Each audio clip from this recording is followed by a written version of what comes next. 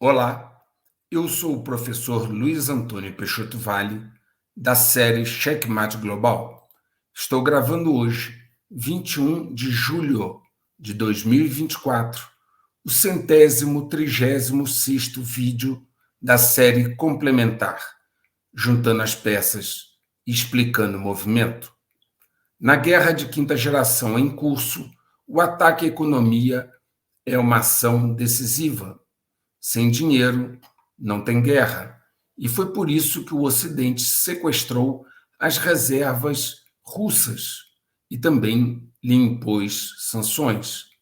Também é necessário conduzir adequadamente a guerra na área de inteligência, obtendo informações valiosas do inimigo e evitando que ele pegue as suas. Naturalmente, eleger corretamente as prioridades para ter foco de atuação é vital. Vou mostrar alguns desses aspectos neste vídeo. Todavia, vamos tratar primeiro da renúncia de Biden à campanha presidencial e das novidades associadas ao atentado de Trump e sua nomeação para candidato do Partido Republicano à presidência dos Estados Unidos. Vamos começar pela renúncia de Biden. Biden renunciou hoje, dia 21/7, à corrida presidencial, como, aliás, era esperado, e endossou sua vice, Kamala Harris, para ser candidata pelo Partido Democrata. Como eu havia mostrado e já explicado no vídeo anterior, o 135, Kamala era a favorita para ser indicada por ter seu nome na conta de campanha que tem um saldo de 91,2 milhões de dólares. Se a candidata não fosse Kamala, este saldo não poderia ser usado. Biden postou no X, o antigo Twitter, a seguinte comunicação, abre aspas: meus colegas democratas, decidi não aceitar a nomeação e concentrar todas as minhas energias nas minhas funções como presidente durante o resto do meu mandato. Minha primeira decisão como candidato do partido em 2020 foi escolher Kamala Harris como minha vice-presidente. E foi a melhor decisão que tomei. Hoje quero oferecer todo o meu apoio e endosso para que Kamala seja indicada do nosso partido este ano. Democratas, é hora de nos unirmos e derrotar Trump. Vamos fazer isso. Fecha aspas. Foi assim que Biden se despediu da campanha presidencial. Existe uma grande divisão entre os democratas, com Kamala Harris recebendo o apoio dos Clinton, mas ainda não recebeu o de Obama e Nancy Pelosi, pelo menos até o momento. O mesmo acontece com os doadores. Kamala havia feito uma conferência com 300 doadores do Partido Democrata na última sexta-feira, e essa conferência foi considerada um fracasso total. Os doadores ficaram extremamente decepcionados com ela e a organização do evento. Após a desistência de Biden, Trump disse na CNN que acredita que Kamala Harris será mais fácil de derrotar do que Biden. Surge agora uma dúvida de como se dará essa substituição, uma vez que os delegados do partido têm que votar e não sabe-se como serão as reações a essa troca. Muitos acreditam que poderão surgir surpresas daqui até a convenção do Partido Democrata, que está marcada para o dia 19 de agosto. Até lá, muita coisa ainda pode acontecer. Como eu já mostrei também, existe uma séria dúvida sobre quem está mandando na Casa Branca, pois a renúncia de Biden é a prova de que ele não está em condições satisfatórias. A pergunta é: se não está em condições de concorrer à presidência, como ele estará em condições de governar os Estados Unidos até janeiro de 2025?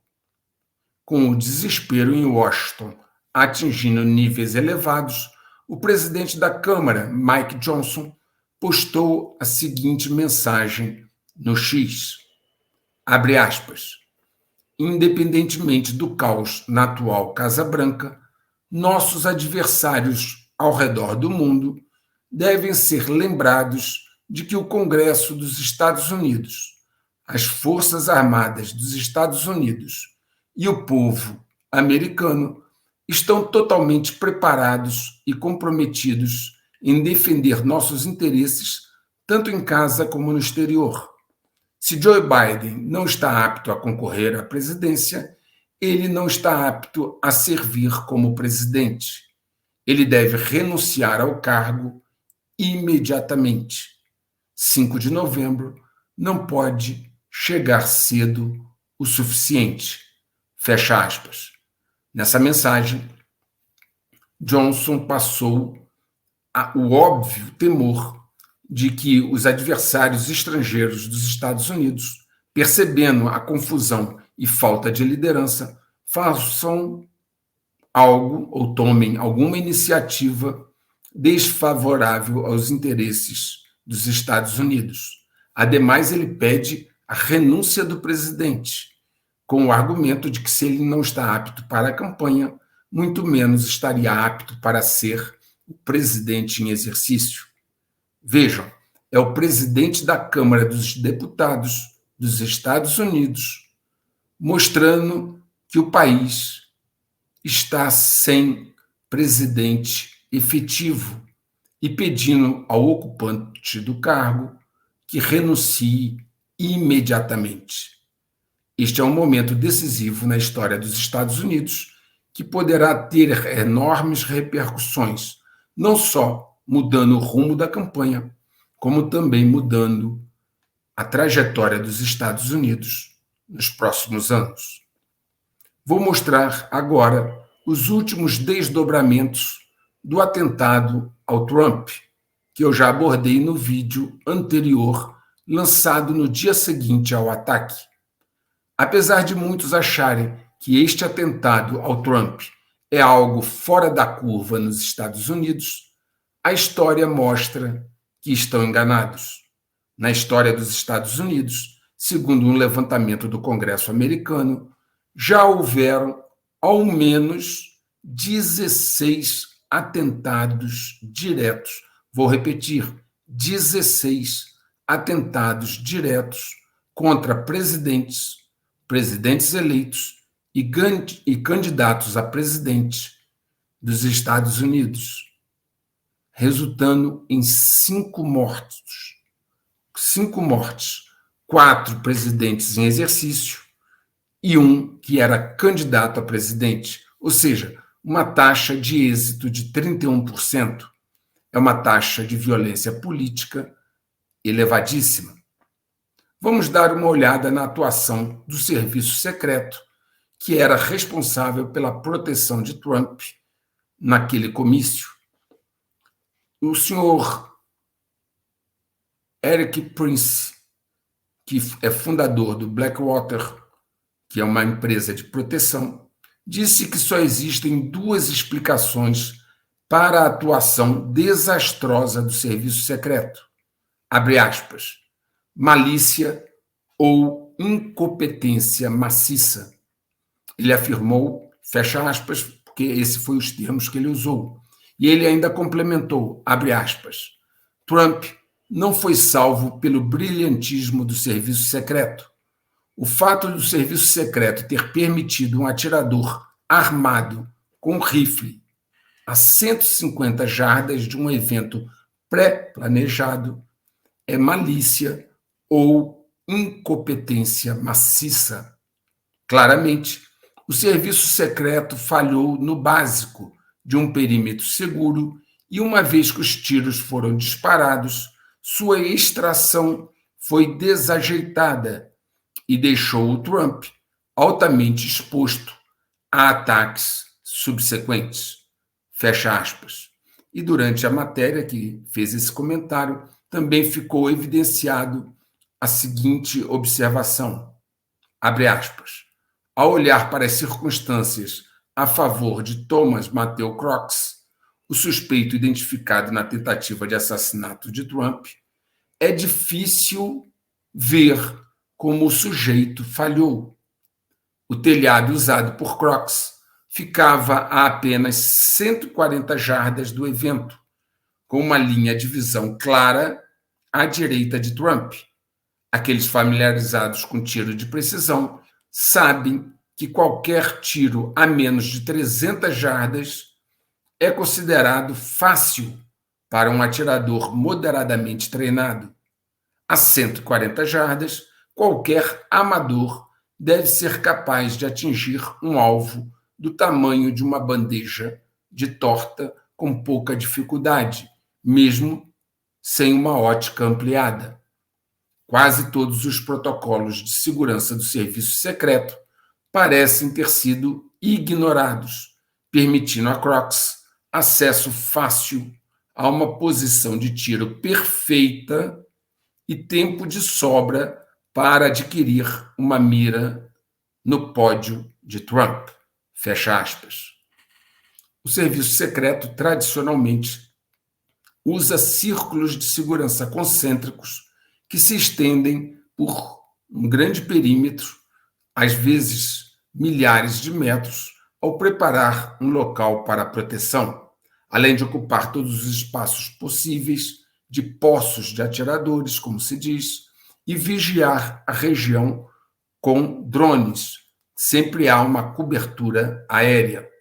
Outra falha foi a falta de obstruções de visão colocadas perto do palco. O serviço secreto deve erguer barreiras para bloquear a linha de visão de possíveis locais de visada. Nada disso foi feito naquela ocasião. Há ainda uma questão dos vídeos que foram postados que mostram populares avisando as autoridades que um homem estava subindo no telhado com um rifle, pelo menos 3 minutos antes dos disparos, e segue-se a incapacidade ou omissão das autoridades em detê-lo. Vários outros operadores de segurança, com experiência em proteção de dignitários, fizeram postagens da mesma natureza, criticando o serviço secreto. A falha de segurança nessa situação é tão completa que ex-agentes do serviço secreto estão admitindo isso publicamente e pedindo uma investigação completa sobre como isso pode ter acontecido. Uma hipótese que tem sido considerada é que tudo foi facilitado para que Crooks fizesse o serviço.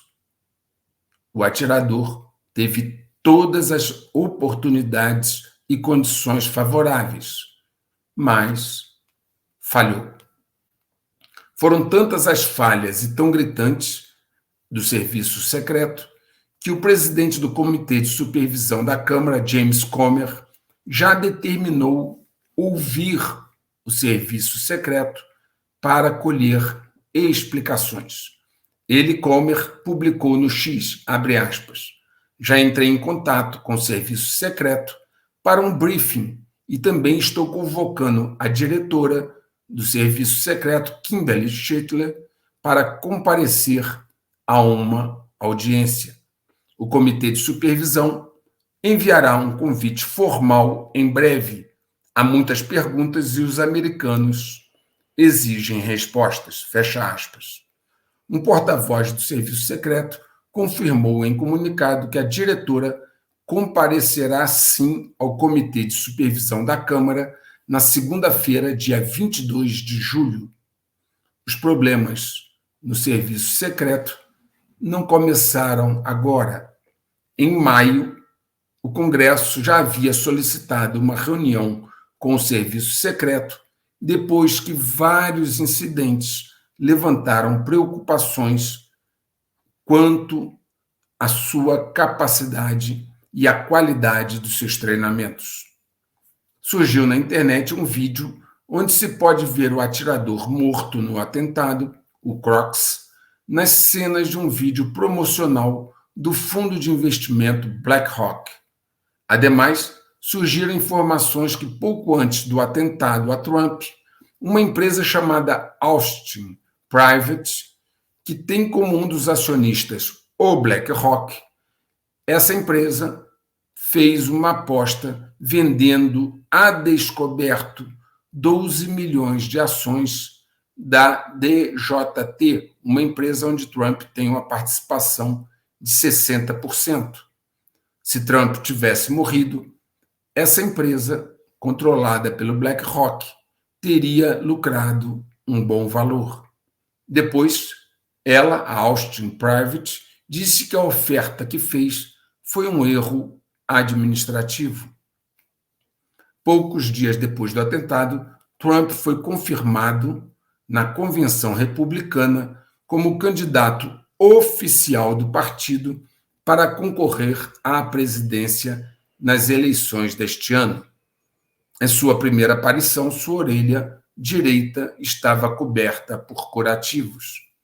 Na ocasião, ele indicou o senador J.D. Vance, republicano de Ohio, para estar na sua chapa como candidato a vice-presidente. Há muitos senões em relação a J.D. Vance. O senhor Vance havia criticado duramente o candidato Trump em 2016 e chegou a compará-lo, à época, a Hitler. Ele escreveu, Vance, o senador de Ohio, escreveu o seguinte na época, abre aspas, eu oscilo entre pensar que Trump é um babaca cínico, como Nixon, que não seria tão ruim e pode ser até útil, ou que ele é o Hitler da América, fecha aspas. Em um outro momento, esse mesmo senador que hoje foi indicado para vice, hoje não, recentemente, né, foi indicado para vice, ele também escreveu em outro momento, abre aspas, as promessas de Trump são a agulha na veia coletiva da América. Trump é heroína cultural. Ele faz alguns se sentirem melhor por um tempo, mas ele não pode consertar os que os aflige. E um dia eles vão perceber isso. Fecha aspas.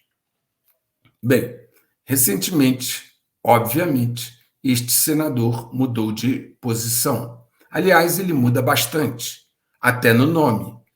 Ele nasceu com o nome de James Donald Bauman. Depois mudou para James David Hummel e, em 2014, mudou para J.D. Vance. Sua ascensão foi financiada por Peter Thiel e outros magnatas do Vale do Silício e da tecnologia, incluindo aí Elon Musk. Ele está em seu primeiro mandato e só cumpriu 2 anos desse mandato. Certamente, havia muitas outras opções melhores dentro do Partido Republicano. Trump buscou apaziguar algumas peças dos DGs. Fizeram um backup conveniente.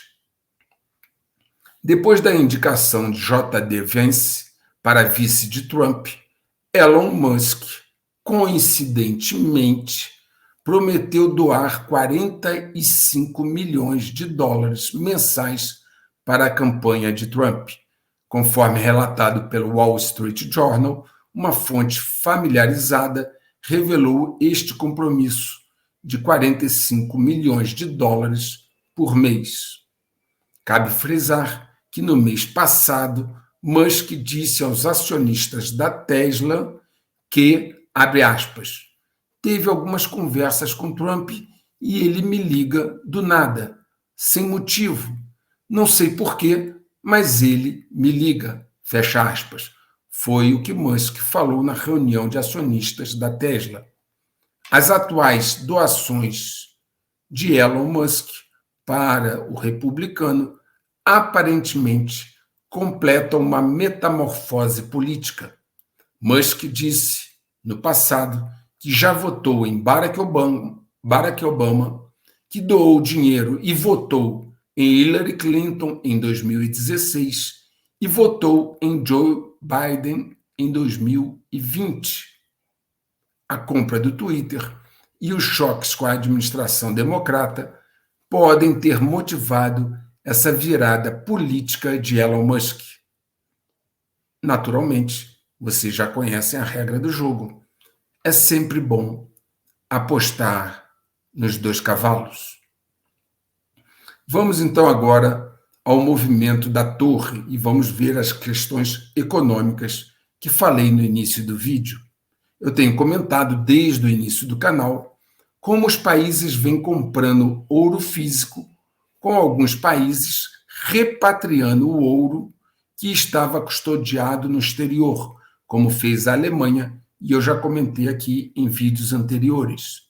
E agora a Índia também seguiu esse exemplo.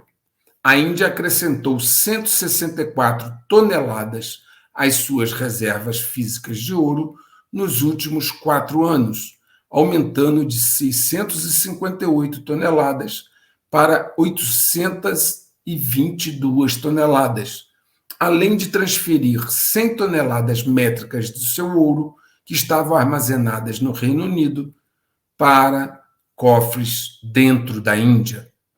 Para se ter uma ideia, apenas esse acréscimo de 164 toneladas que a Índia fez aos seus estoques é maior que todo o estoque do Brasil, que está em torno atualmente de 130 toneladas. Ou seja, o Brasil praticamente tem um estoque de ouro absolutamente insignificante. Dessas 822 toneladas da Índia, cerca de metade, 414 toneladas, continuam custodiadas no Reino Unido, o que para muitos é um erro enorme da Índia. Essas pessoas citam, por exemplo, que a Venezuela teve seu acesso ao seu ouro depositado também no Reino Unido, bloqueado no passado. A Venezuela tentou acessar esse ouro e foi impedida. O que impede, então, de acontecer o mesmo com um outro país, como a Índia. Não existe mais o respeito à propriedade privada, aos ativos soberanos, como falei no vídeo 133, e os exemplos têm mostrado. A Rússia e a China também compraram, ao longo dos últimos anos, bastante ouro físico, assim como o Japão. A Bloomberg soltou uma informação impactante que mostra o novo alinhamento político da Arábia Saudita. Todos sabem que a Ucrânia e alguns países do Ocidente vinham pressionando para que a totalidade das reservas russas que foram confiscadas fossem destinadas à Ucrânia. Repentinamente, esse projeto foi abortado e passou-se a discutir o envio somente dos juros dessas reservas. Agora, a Bloomberg elucidou o caso. Ela divulgou que a Arábia Saudita sugeriu reservadamente no início deste ano que venderia parte de seus títulos de dívida europeia, ou talvez até mesmo todos, se o G7 confiscasse os ativos congelados da Rússia e os enviasse à Ucrânia. Uma pessoa que deu informações à Bloomberg descreveu a atitude da Arábia Saudita como uma, abre aspas, ameaça velada, fecha aspas. Os sauditas mencionaram especificamente a dívida emitida pelo Tesouro francês, disseram duas das pessoas que passaram essa informação à Bloomberg. A maioria dos 300 bilhões de dólares em ativos russos congelados são mantidos na Europa, particularmente na França, Alemanha e Bélgica.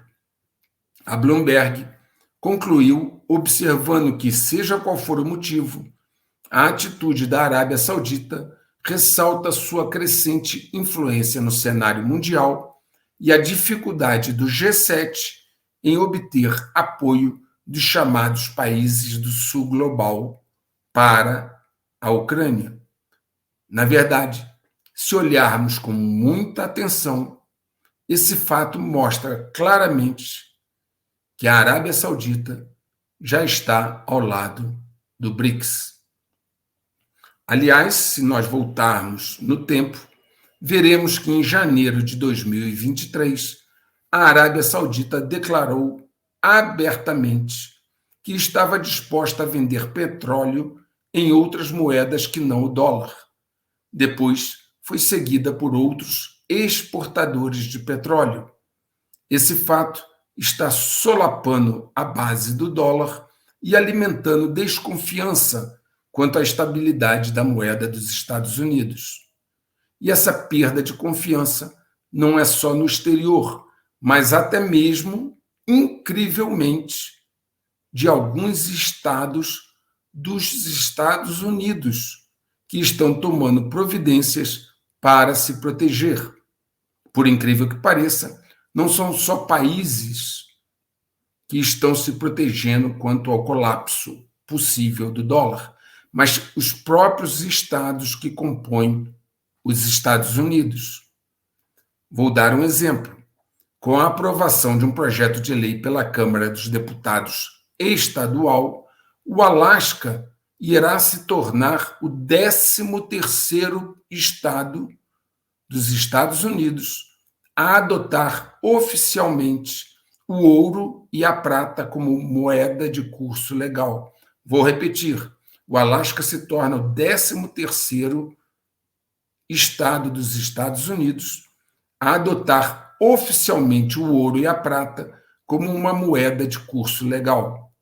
Para quem não sabe, moeda de curso legal é um ativo financeiro reconhecido por lei como um meio de pagamento de dívidas públicas ou privadas, bem como também de impostos, contratos, multas e indenizações. Na prática, os habitantes do estado poderão usar ouro e prata como dinheiro e não apenas como um mero investimento, como está inclusive na justificativa da lei lá do Alasca. Depois de sancionada, a lei do Alasca irá estabelecer que cabe às empresas decidir se aceitam ou não tais metais preciosos como moeda. Porém, moedas e barras de ouro ou prata precisarão ser refinadas e seus valores autenticados. Ouro e prata em pó ou em pepitas não poderão ser usados. Aliás, é bom frisar que Utah foi o primeiro estado dos Estados Unidos a aprovar uma lei que adotou o ouro e a prata como moeda. Isso em 2011, mais de 10 anos atrás. Depois, 6 leis parecidas com essa, leis semelhantes a essa, foram aprovadas nos seguintes estados: Louisiana, West Virgínia, Arizona, Kansas, Oklahoma, Indiana, Missouri, Carolina do Sul, Tennessee, Wyoming e Arkansas. São 13 estados dentro da Federação dos Estados Unidos que estão buscando se proteger do dólar. Todos esses estados, aliás, à exceção do Arizona, todos eles são republicanos. Veja que os próprios estados que compõem os Estados Unidos estão tomando medidas para se prevenir de uma possível queda ou forte depreciação do dólar. Essa é a desdolarização em curso, se acelerando não só no exterior, como até mesmo no interior dos Estados Unidos. O Financial Times numa matéria de 18 de junho, mês passado, informa que os bancos centrais das economias avançadas esperam que a participação do ouro nas reservas globais aumente às custas do dólar americano, já que essas instituições buscam seguir o exemplo dos mercados emergentes na compra de barras de ouro. Eu quero frisar que essa perspectiva é das economias avançadas, economias do G7, que querem agora seguir o exemplo das economias emergentes que já vêm comprando ouro há muito tempo.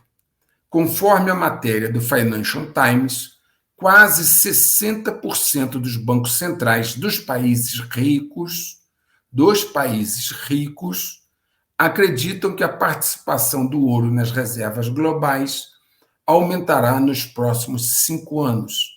Cerca de 56% das economias avançadas e 64% das emergentes acreditam que a participação do dólar nas reservas globais cairá ainda mais nos próximos 5 anos. A pesquisa, que é um dos poucos insights sobre o pensamento de gestores de reservas tímidos em relação à publicidade, essa pesquisa descobriu que uma parcela recorde de bancos centrais, desde que a pesquisa começou há 5 anos, pretende aumentar suas reservas de ouro nos próximos 12 meses. Ainda segundo a publicação do Financial Times, as sanções dos Estados Unidos aos ativos denominados em dólares da Rússia provocaram uma corrida entre instituições financeiras oficiais não ocidentais por ouro, cujo valor não depende de nenhum governo ou banco, ao contrário das moedas fiduciárias. O preço do ouro disparou nos mercados, tendo um aumento de 42% desde que o conflito entre Israel e Hamas começou em outubro. Uma informação também divulgada nessa matéria do Financial Times, muito interessante. Ele diz que a participação do dólar nas reservas cambiais globais, quando incluído o ouro que está nessas reservas, a participação do dólar dos Estados Unidos despencou para menos da metade. Os países do bloco econômico BRICS estão atualmente trabalhando no lançamento de um sistema financeiro que seria independente do domínio de terceiros, de acordo com o embaixador russo na China, Igor Morgulov. Ele destacou que o volume de negócios comerciais entre Rússia e China atingiu 240 bilhões de dólares e que 92% dos acordos estavam sendo conduzidos em rublos e yuans, sem utilização do dólar dos Estados Unidos. Morgulov disse o seguinte, abre aspas, estamos deixando o espaço dominado pelo dólar e desenvolvendo o mecanismo e as ferramentas para um sistema financeiro verdadeiramente independente. Fecha aspas. Os países membros da Organização de Cooperação de Xangai, que inclui Rússia, China, Índia, Paquistão, Irã, Bielorrússia e alguns outros países da Eurásia, e que tem também como parceiros a Turquia, a Arábia Saudita, os Emirados Árabes Unidos e o Catar. Esse grupo de Cooperação de Xangai, Organização de Cooperação de Xangai, após uma reunião de cúpula em Astana, emitiram uma declaração final onde deixaram claro os seus objetivos geopolíticos estratégicos. Na declaração está escrito, abre aspas, eliminar gradualmente a presença militar de potências externas na Eurásia e estabelecer alternativas aos, abre aspas, mecanismos econômicos controlados pelo Ocidente, expandindo a utilização de moedas nacionais em liquidações e estabelecendo sistemas de pagamento independentes. Fecha aspas. Fica óbvio, então, que essa organização de cooperação de Xangai, que inclui vários países, entre eles Rússia, China, Índia, Irã, Turquia, Arábia Saudita, que eles têm dois alvos nessa declaração. Um de cunho militar, eliminar gradualmente presença de potência militar de potências externas. E o segundo de cunho econômico, né? Estabelecer alternativas aos mecanismos econômicos controlados pelo Ocidente, né? E eliminar a utilização da moeda dos Estados Unidos em liquidações e estabelecendo sistemas de pagamento independentes. Então, fica óbvio, por esses pontos relacionados nessa declaração final, esses dois objetivos, militares e econômico, em contenda. Aliás, a parte que mais chamou a atenção foi eliminar gradualmente a presença militar de potências externas. Muitos pensam que a Europa cortou relações com a Rússia e já não compra gás, petróleo ou qualquer outro produto da Rússia. É essa imagem que foi vendida na mídia oficial. Todavia, isso pode até do ponto de vista formal ser verdadeiro, mas não corresponde à verdade. Eu já mostrei aqui que operações trianguladas têm abastecido a Europa com produtos russos através de terceiros países. Já citei aqui que a Europa compra da China e da Índia produtos russos, pagando inclusive mais caro por isso. Também já mostrei que o gasoduto da Rússia para a Europa, que passa pela Ucrânia, continuou a funcionar mesmo com o conflito em plena erupção. Há também operações dissimuladas para fazer a energia russa fluir para a Europa e diminuir o custo de energia neste continente. Vamos a um exemplo que foi publicado pela Sky News. O gás, obviamente, continua a ser essencial para grande parte do aquecimento e energia da Europa, sem mencionar suas indústrias. Por enquanto, não há uma maneira barata de fazer muitos produtos industriais, de vidro e papel a produtos químicos e fertilizantes essenciais, não há como fazê-los sem gás. Nessa matéria que eu citei, é mostrado como o enorme navio-tanque de GNL, que é o gás natural liquefeito, um enorme navio-tanque de nome Yakov Gakel, viaja constantemente, quebrando o gelo do Círculo Polar Ártico, trazendo gás russo de Yamal, na Sibéria, para a Europa. Sua rota inusitada, da Sibéria através do gelo do Círculo Polar Ártico até a Europa, disfarça essa entrega.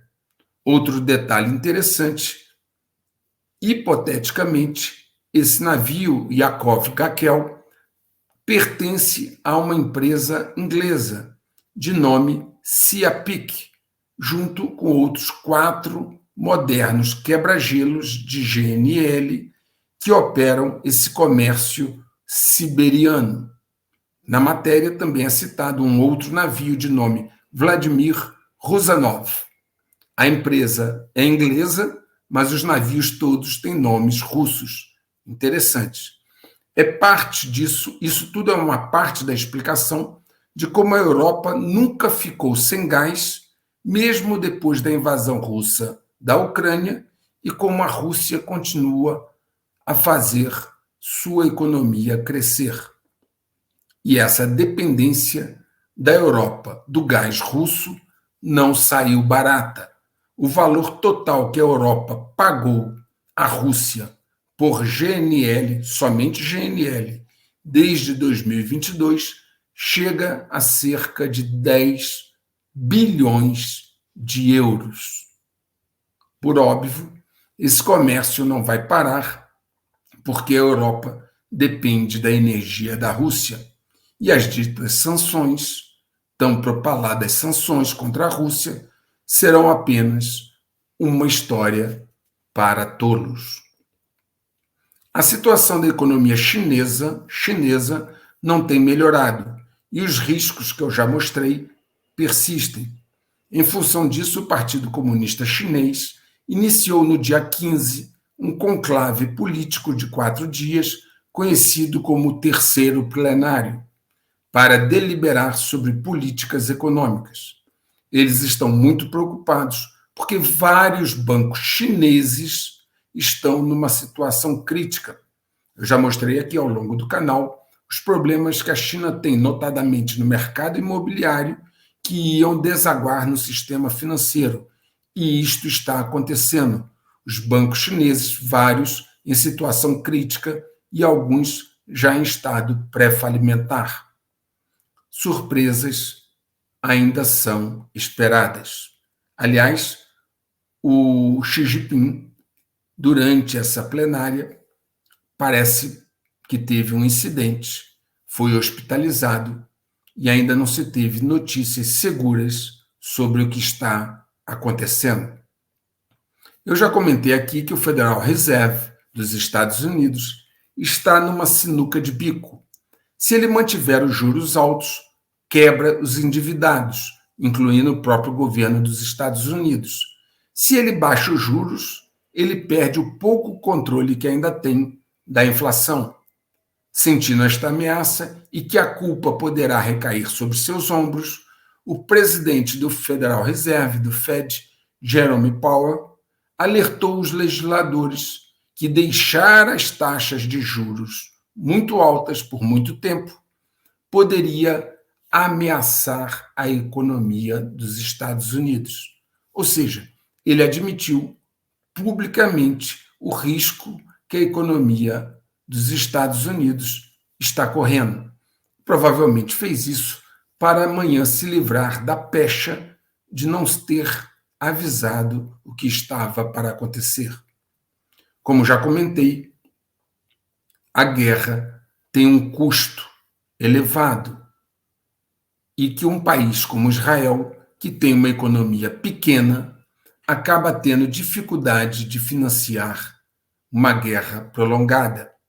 O jornal de Israel, Maariv, informou que 46 mil empresas israelenses foram forçadas a fechar como resultado da guerra em curso em Gaza e do seu efeito devastador sobre a economia, referindo-se a Israel, nesse jornal, que é de Israel, Maariv,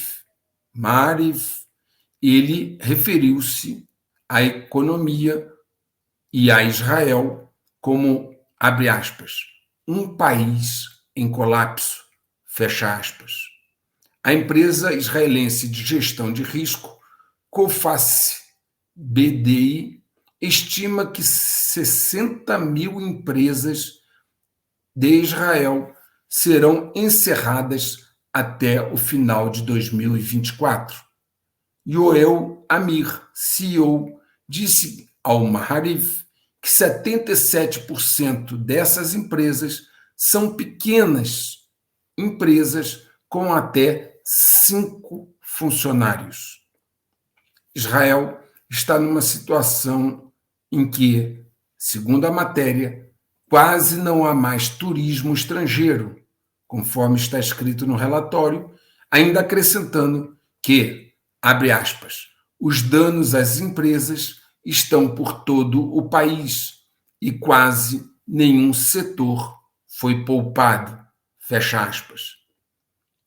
O líder do Hezbollah, Hassan Nasrallah, disse no dia 10 desse mês, abre aspas, o nosso objetivo de drenar a economia do inimigo, se referindo a Israel, obviamente, o nosso objetivo de drenar a economia do inimigo foi alcançado, fecha aspas.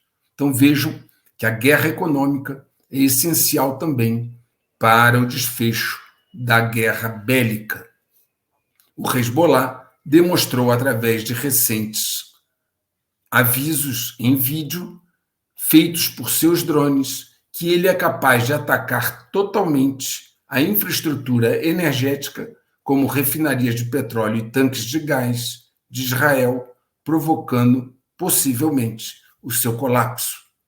As operações marítimas de ataques aos navios com destino a Israel no Mar Vermelho, promovido pelos Houthis, também contribuíram para a queda da economia israelense. As receitas nos principais portos, como o porto de Eilat, no sul, caíram significativamente. Nos últimos meses de 2023, o PIB de Israel despencou quase 20%. Vamos agora, então, falar do sistema de crenças e valores, ou seja, o movimento da peça bispo. Houve há 2 dias um apagão cibernético de nível mundial, que, hipoteticamente, foi causado por uma atualização de software da empresa de segurança cibernética CrowdStrike. Durante esse apagão, que afetou o mundo inteiro, o apagão, talvez não o mundo inteiro, mas uma boa parte significativa, principalmente do Ocidente, durante esse apagão, aparecia uma tela azul. Bancos, companhias aéreas e mídia também foram impactados. Alguns analistas questionaram a versão do motivo que causou o problema, pois essa tela azul não aconteceu em todos os clientes que fizeram atualizações do software. A CrowdStrike foi fundada por 2 ex-funcionários da empresa McAfee, que ganharam dinheiro, esses 2 funcionários com a sua empresa, ganharam dinheiro trabalhando para o setor de defesa e para a comunidade de inteligência dos Estados Unidos. Para bom entendedor, meia palavra basta. Segundo um relatório do Centro de Estudos Estratégicos Internacionais, Cuba atualizou e expandiu 4 instalações de vigilância eletrônica, incluindo uma perto da base naval da Baía de Guantánamo. Essa base naval é dos Estados Unidos, em meio a uma crescente preocupação com os esforços de espionagem da China, praticamente na fronteira com os Estados Unidos. Nesse relatório do Centro de Estudos Estratégicos Internacional está escrito o seguinte, abre aspas, embora as atividades da China na ilha, se referindo a Cuba, né, na ilha permaneçam envoltas em segredo, as imagens de satélite analisadas por nós fornecem a avaliação mais recente e abrangente de onde a China provavelmente está operando. Fecha aspas. E no relatório afirma que os 4 locais estrategicamente posicionados, onde ela está operando, estão situados em Bejucal, El Salao, Huaijai e Calabazar. O que tem chamado mais atenção é a base de El Salao, a leste da cidade de Santiago de Cuba, por estar esta próxima à base de Guantánamo dos Estados Unidos e abrigar um conjunto de antenas dispostas circularmente, que se chamam CDAA, com um diâmetro estimado de 130 a 200 metros. As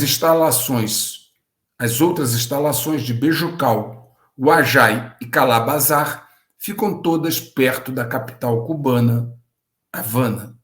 Bejucal é mais antiga e foi recentemente atualizada, assim como o Calabazar possui também equipamentos destinados a monitoramento espacial.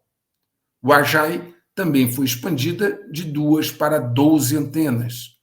2 empresas de tecnologia chinesas, incluídas na lista negra dos Estados Unidos, a Huawei e a ZTE, constituem a espinha dorsal da infraestrutura de telecomunicações de Cuba. 2 empresas chinesas são a espinha dorsal de telecomunicações de Cuba. As atividades de vigilância da China em Cuba são uma grave preocupação de segurança nacional para os Estados Unidos, já que a Flórida, que está ali pertinho de Cuba, abriga inúmeras bases militares dos Estados Unidos, incluindo a sede do Comando Central dos Estados Unidos e do Comando Sul, a estação também da Força Espacial de Cabo Canaveral e a base aérea Eglin. As agências que compõem os Five Eyes, divulgaram uma informação de que um grupo cibernético conhecido como APT-40, que trabalha para o Ministério da Segurança do Estado da China, esse grupo tem hackeado redes públicas e privadas no Ocidente.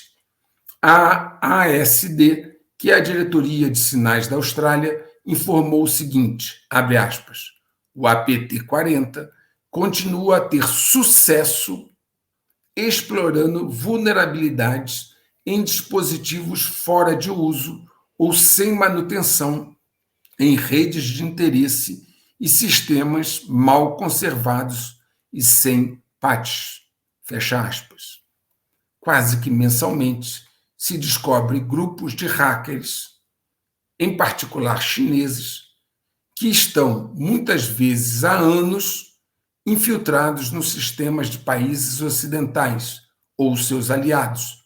Venho mostrando isso aqui, vídeo após vídeo, ano após ano, onde toda hora se descobre um grupo, a grande maioria chinês, que já está aqui, às vezes, há décadas, já monitorando e obtendo informações de sistemas cibernéticos ocidentais. E só são descobertos anos depois. Imagine, então, o volume de informações dos quais eles já se apropriaram. Segundo informações da Cyber News, um usuário chamado Obamacare compartilhou um arquivo chamado RockYou 2024, com 9,9 bilhões de senhas em um fórum onde ele compartilhou. Ocorre que esse mesmo usuário já tinha divulgado 8,4 bilhões de senhas em 2021, em um arquivo chamado RockYou 2021. É certamente o maior caso de vazamento de dados da história.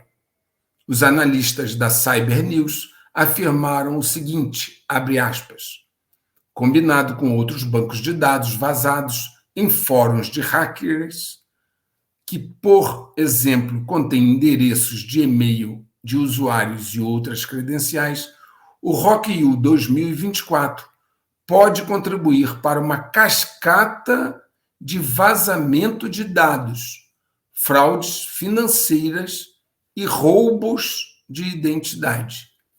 Fecha aspas. Também já mostrei aqui vários vazamentos de bancos de dados ocorridos no Ocidente.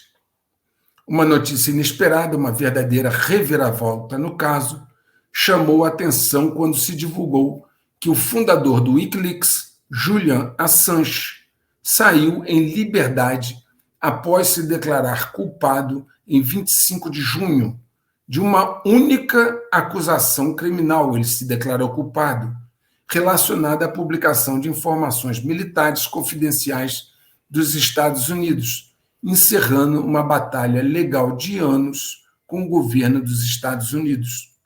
Essa mudança permitiu que ele retorne para sua terra natal, que é a Austrália, pela primeira vez desde 2012.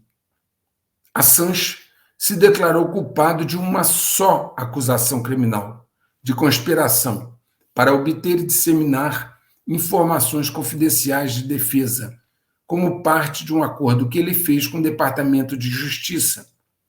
Vejam, depois de mais de uma década, onde ele ficou em situações de confinamento ou prisão, ele faz um acordo, admitindo culpa numa única acusação criminal, única, e é libertado.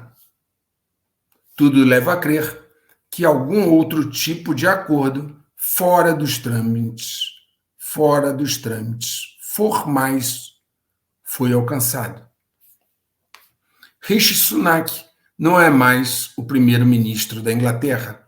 Após uma derrota para o Partido Trabalhista, ele renunciou, dando lugar a Keir Starmer, que se tornou oficialmente o novo primeiro-ministro do Reino Unido. O Partido Conservador teve uma derrota relevante na eleição. Aliás, Starmer já está mostrando a que veio. Ele disse que as prisões são um exemplo óbvio de um sistema quebrado e que os presos poderiam ser soltos sob licença após cumprirem 40% de suas penas, o que significa soltar no Reino Unido 40 mil presos condenados.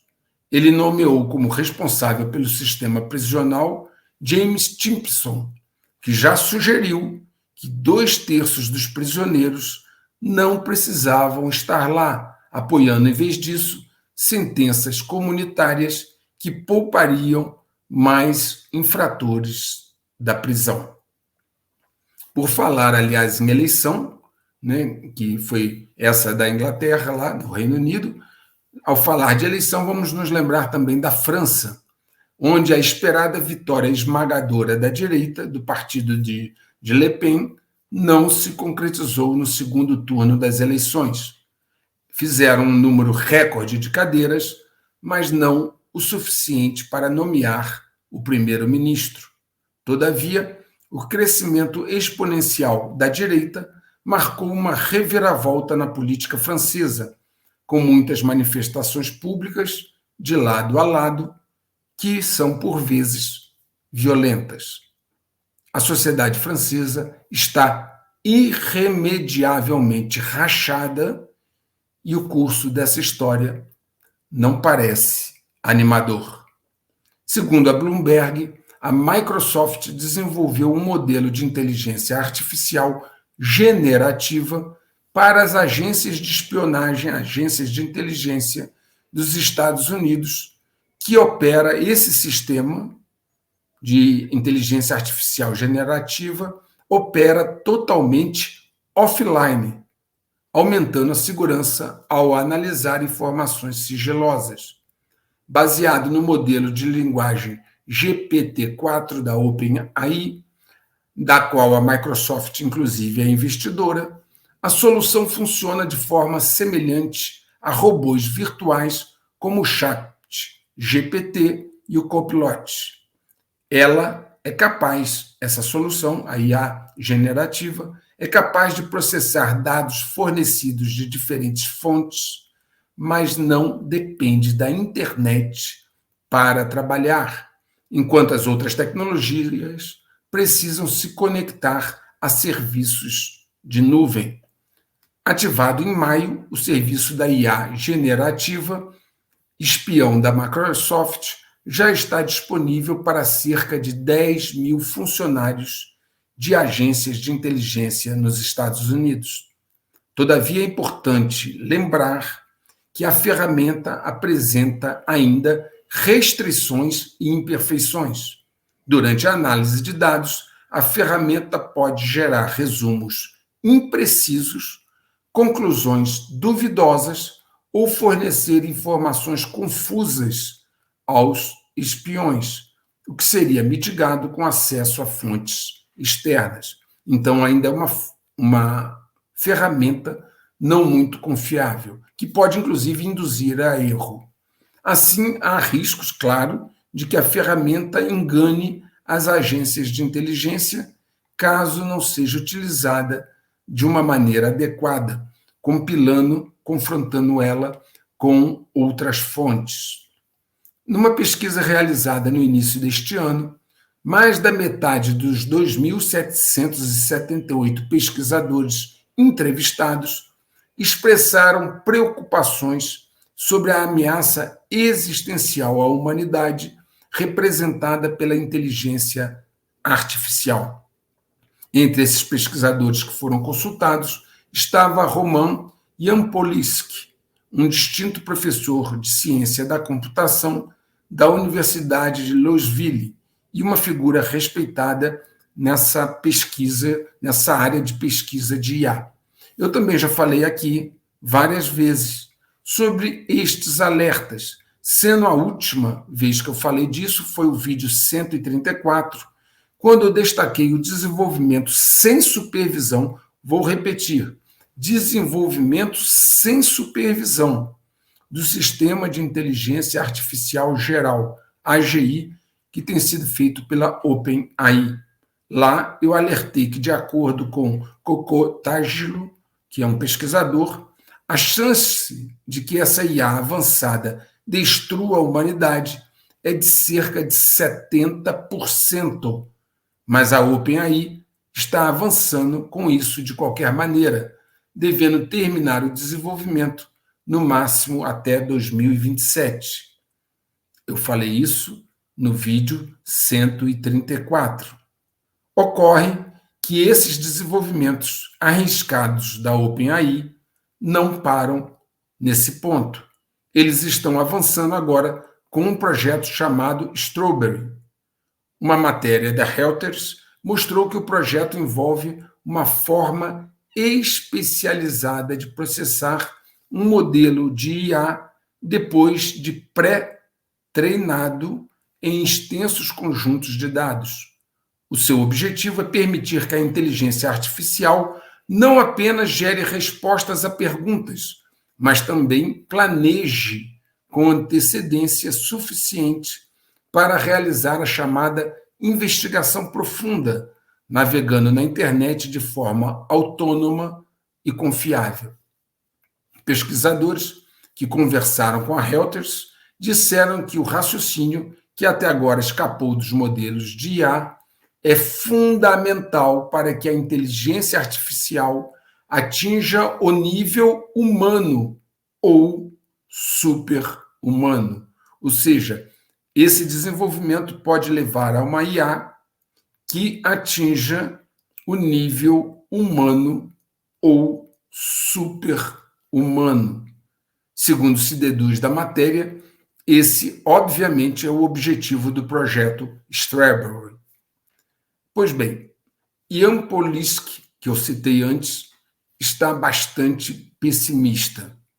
Falando no podcast Lex Fridman, ele deu uma previsão assustadora, estimando uma probabilidade de 99,9% de que a IA poderia destruir a humanidade nos próximos 100 anos.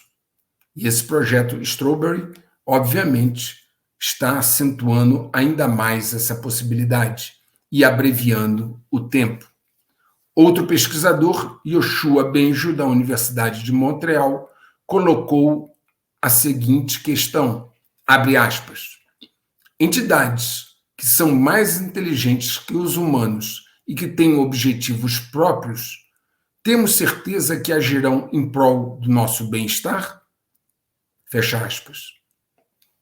Óbvio que a grande maioria das pessoas sabe, e isso está previsto inclusive em filme, como por exemplo O Exterminador do Futuro, que o raciocínio da IA, que não contém emoções, pode levá-la à conclusão de que os humanos de superfície são um obstáculo para o planeta.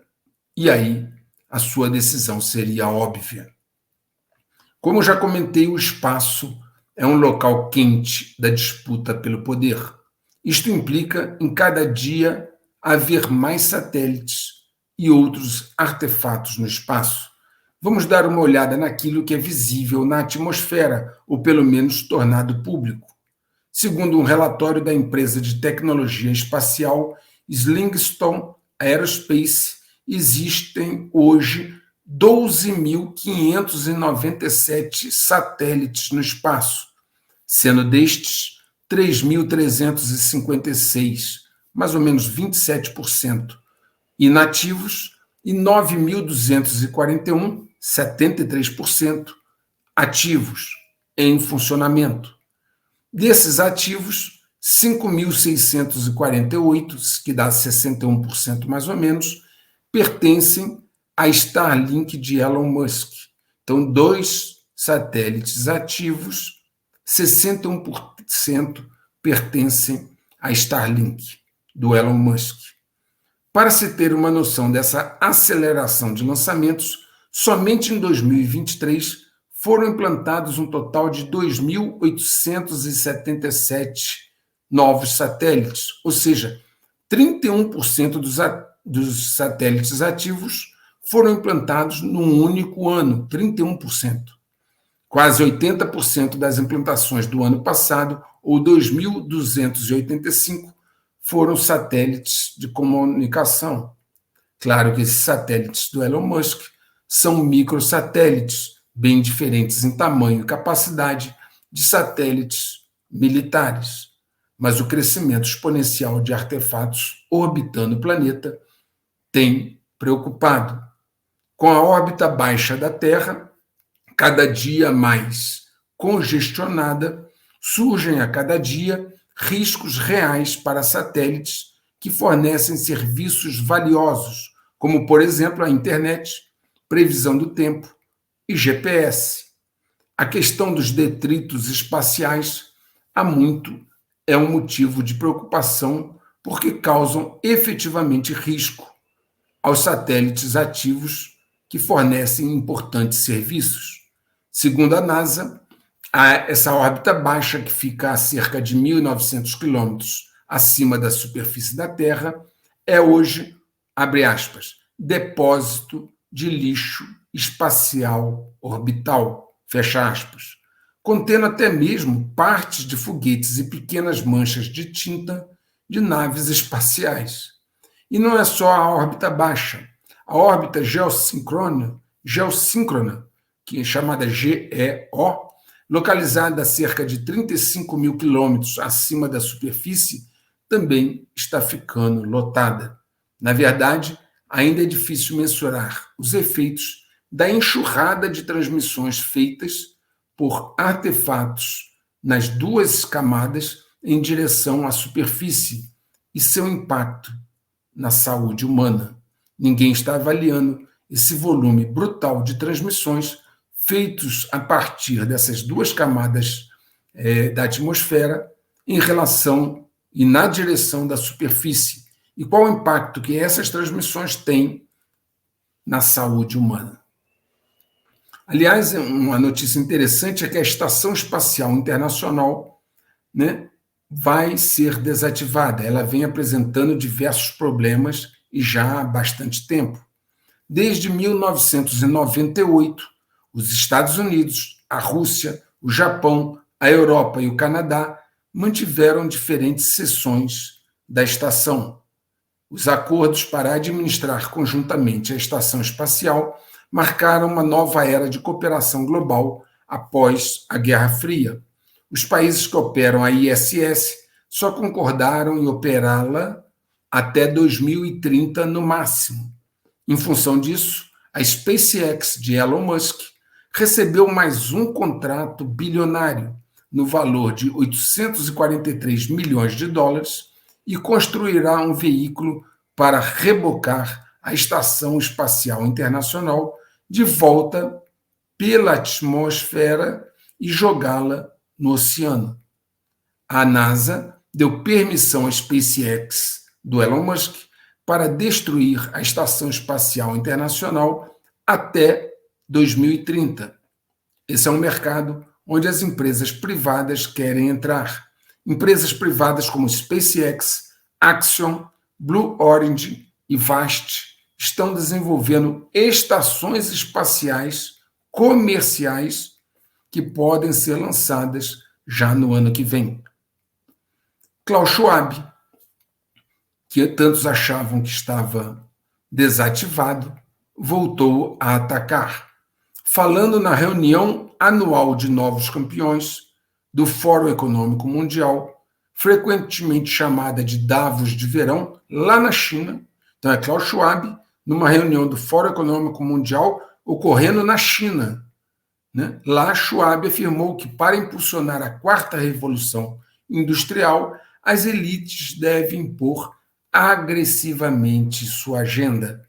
Observe, Schwab, Fórum Econômico Mundial, uma instituição completamente capitalista, faz reuniões na China comunista e de lá manda seus avisos. Para aqueles que acreditam em ismos e fulanos, isso deixa claro como o jogo acontece.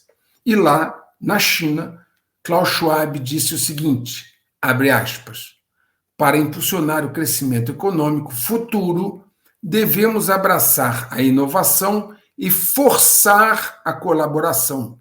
Vou repetir, e forçar a colaboração entre setores, regiões, nações e culturas para criar um futuro mais pacífico, inclusivo, sustentável e resiliente. Fecha aspas. Então vejam que até a China comunista recebe Klaus Schwab e lhe dá um púlpito. Por isso é que eu não me preocupo com ismos e fulanos. Está tudo muito claro, mas somente para quem tem olhos de ver e ouvidos de ouvir, para quem quer entender. O tempo urge, por isso a orientação, deixe que os mortos enterrem os seus mortos. O efeito dominó está em andamento rápido e próximo do fim. Todo jogo acaba ou muda de fase. O checkmate global está em processo de finalização. Um grande abraço.